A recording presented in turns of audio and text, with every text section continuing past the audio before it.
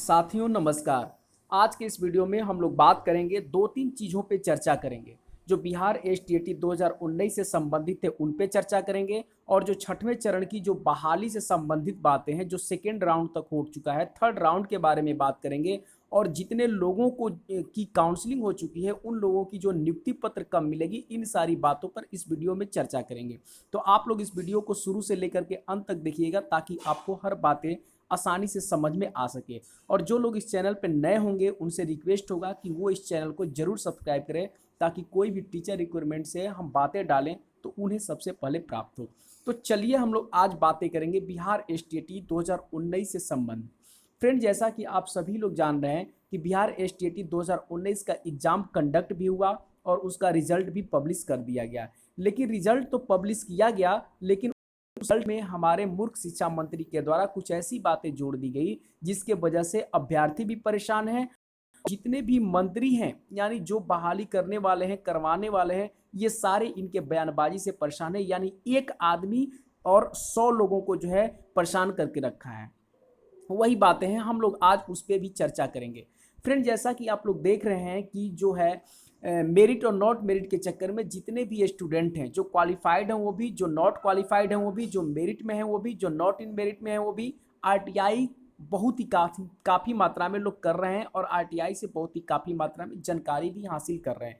आज हमें एक ऐसा आरटीआई हाथ लगा है जिसे आप देखिएगा, समझिएगा, तो आपको लगेगा कि वास्तव में ये एग्ज़ाम कैसे किया गया था और एग्ज़ाम क्यों किया गया, और इसमें नॉर्मलाइजेशन हुआ तो नॉर्मलाइजेशन का मतलब क्या हुआ, और इन सारी बातों पर हम लोग आज चर्चा करेंगे। तो चलिए देखते हैं कि आरटीआई में जो खुलासा हुआ है वो आखिर है क्या। देखिए, ये आपके सामने एक आरटीआई है। आप देख सकते हैं कि 23/9/2021 को ये आरटीआई का जवाब मिला है। थोड़ा सा इसे पढ़ेंगे और मुद्दे पर बात करेंगे। देखिए, विषय क्या है, माध्यमिक शिक्षक पात्रता परीक्षा 2019 से संबंधित प्राप्त आवेदन के संबंध में। इसको पढ़ते हैं, इसी से आपको पता चल जाएगा।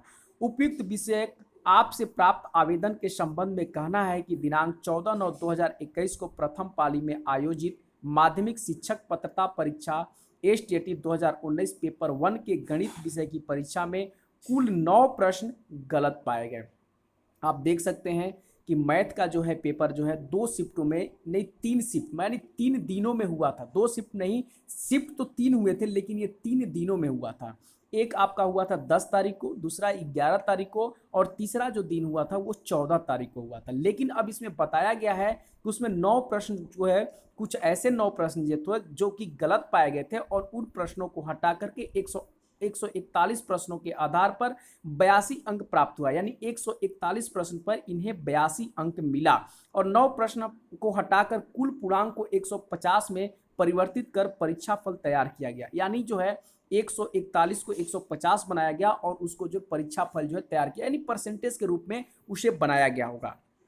फलतः 150 पूर्णांक के आधार पर आपका स्कोर जो है 87.234 होता है। यानी जो आपने जो है 150 करने के बाद आपका जो नंबर जो आता है 87.234 आता है, और नॉर्मलाइजेशन के विधि अपनाने पर जब नॉर्मलाइजेशन किया गया तो इनका अंक 66.9932 अंक प्राप्त हुए, जो 44.6621% है। यानी जब इसका जो परसेंटाइल किया गया, जो प्रतिशत में निकाला गया, तो 44.6621% आया। उक्त परीक्षा में उत्तीर्ण होने के लिए बीसी कोटे के अभ्यर्थी को 45% अंक लाना अनिवार्य है। आप समझ सकते हैं कि 45% लाना अनिवार्य था जो क्वालिफाइड थे।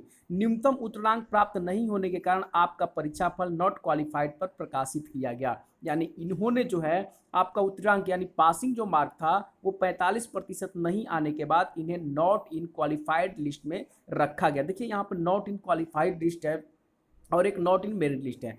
तो आप समझ सकते हैं कि जो भी एग्जाम किया गया उसके हर रूल रेगुलेशन को फॉलो किया गया। यानी किसी भी लड़के को, यानी किसी अभ्यर्थी को जो है किसी भी तरह का लॉस नहीं हो पाए, इसी वजह से नॉर्मलाइजेशन भी किया गया। और नॉर्मलाइजेशन में भी सारी विधि अपनाई जाती है जो कि रेलवे में होता है, यानी जितने भी, या सीजीएल में होते हैं, यानी जितने भी सीबीटी एग्जाम होते हैं जिसमें नॉर्मलाइजेशन की विधि अपनाई जाती है, वो सारी प्रक्रिया अपनाई गई। इस पर कोई भी जो है अंगुली नहीं उठा सकता, कोई भी आंच नहीं लगा सकता कि ये जो है प्रक्रिया पूर्ण रूप से गलत है। ये कोई नहीं कर सकता, इसलिए नहीं कर सकता और कह वही सकते हैं जो कि सीबीटी का एग्जाम अभी तक नहीं दिए होंगे कभी और नॉर्मलाइजेशन की प्रक्रिया को नहीं जानते होंगे। फ्रेंड, जैसा कि हम आपको बता सकते हैं कि नॉर्मलाइजेशन एक इतना घातक चीज़ है जो कि अच्छे से अच्छे स्टूडेंट को जो धराशायी कर देता है और गधे से गधे स्टूडेंट को भी आगे बढ़ा देता है। तो ये नॉर्मलाइजेशन प्रक्रिया, ये अलग अलग शिफ्टों में जो एग्जाम होते हैं और अलग अलग दिनों में एग्जाम होते हैं, उनके पेपर को लेवल करने के लिए जो है ये बनाई जाती है। ये बिल्कुल ही ठीक है, इससे कोई जो है दिक्कत नहीं है। जो प्रक्रिया अपनाई गई वो बिल्कुल ही लेवल का था। तो आप इस पे जो है कोई आंच नहीं लगा सकते, यानी अंगुली कोई नहीं उठा सकते। ये बिल्कुल सर्वदा सत्य है और उसी व्यू से, उसी वजह से जो है आपका जो नॉर्मलाइजेशन किया गया और हर चीज जो है आपको दिया गया, यानी आप जो आरटीआई से मांग रहे हैं आपको सारे जवाब मिल रहे हैं। अब हम लोग बात करते हैं छठवें चरण की बहाली से संबंधित। देखिए, छठवें चरण की बहाली जो हो रही है उनमें जो है आप देख सकते हैं कि उनकी जो है नियुक्ति पत्र कब मिलेगी, इस पे हम लोग चर्चा करेंगे इस बिंदु पर। देखिए, ये आपका शिक्षा विभाग का एक लेटर है, आप इस लेटर को देख सकते हैं। लिखा गया है कि राज्य के प्रारंभिक शिक्षक के पद पर नियुक्ति हेतु प्रमाण पत्र सत्यापन के संदर्भ में, यानी जो सत्यापन का जो डेट है कि कब प्रमाण पत्र का सत्यापन होगा, उसका जो डेट स्पष्टली लिख दिया गया है कि 31/10/2021 तक आपको सुनिश्चित रूप से सारे चीज का प्रमाण पत्र जो है आपको सत्यापन कर लिया जाएगा और उसके बाद ही सबको नियुक्ति पत्र दी जाएगी। यानी आप निश्चिंत रहिए, आपकी नियुक्ति पत्र नवंबर में 100% मिल जाएगी।